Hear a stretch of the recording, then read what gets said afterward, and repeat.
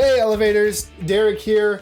This Wednesday at Elevate, we are going to conclude our series on Daniel and integrity. Okay, so we've been looking at integrity and we've been using the story of Daniel to do that.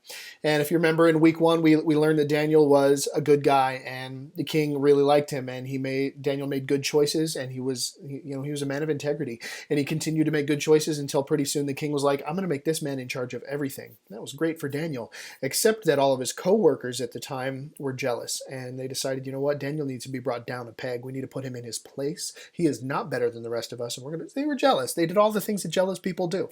And so they tried to trap him. Problem was, because Daniel was such a man of integrity, they couldn't trap him. They couldn't catch him with anything. Until one of the guys was like, hey, you know what? The only way we're going to catch this guy is within the rules of his religion, because Daniel was a committed follower of God. And they knew if we can trap him there, he will always follow his God because he's a man of integrity, and we know that that's going to happen.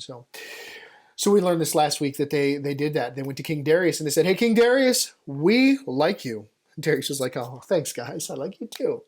But I am king. So they're like, Darius, we like you so much that we think it should be a law. We think that for the next 30 days, for the next month, no one should be allowed to pray to any man or God but you. Just you, King Darius, because you're worth it. King Darius goes, ooh, that sounds like a good idea. I think I'll sign that. So he signs the law like you do. Well, the thing is, in Persia at the time, any law that the king signed couldn't be broken, even by the king. And so as soon as this law goes into effect, Daniel, 3 times a day, he would go to his house, he would open the windows towards Jerusalem, and he would pray to God. And this law didn't make him hesitate even for a moment. He opened his doors, he went to pray. Sure enough, the bad guys in our story came. They found him praying. They went back to King Darius and said, Darius, remember that law you signed? King Darius was like, yeah, I remember the law. And they said, and that law is still good. He says, you guys know the rules as well as I do, that if I sign something into law, it's law and nobody can change that. They said, great. Just wanted to check. Your buddy Daniel, the guy you like so much, he's praying to his God. And you know the law, so you need to send him to the lions. And the king his heart was broken. He liked Daniel. He loved Daniel. He didn't want to send him. But it's the law that makes the king.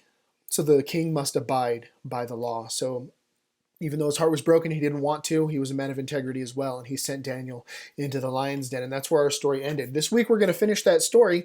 And we might do it via Veggie Tales. Because nobody tells a story better than a cucumber and a tomato. All right. So hopefully, fingers crossed, I'm going to do my best to get the VeggieTales thing to happen, because I think that's fun. And it sounded like you guys thought that was fun. So we're going to give it a shot. Make sure to get your Newbies Night forms turned in. Again, Newbies Night this year is free. Bring all your friends. We just need to know how many people are coming, and that's what the forms are for.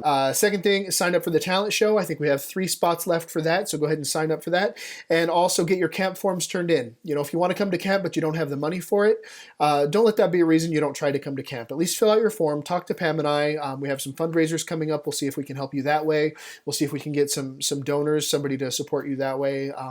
Just make sure to get your forms turned in if you want to go to camp. God can make a way for amazing things to happen, including you getting to camp. Okay, I know it's a lot of money this year, but it's going to be that way forever. And if God wants you there, He'll make it happen. So take a step of faith out and see what happens with that. Okay. All right, that's all I've got to share with you guys today. So make sure to like and comment on this video. Let me know what's working, what's not working in the comments. And then, of course, subscribe to Elevate Updates so that you can be in the know on all things Elevate Student Ministries. You guys have a great week, and we'll see you when we see you.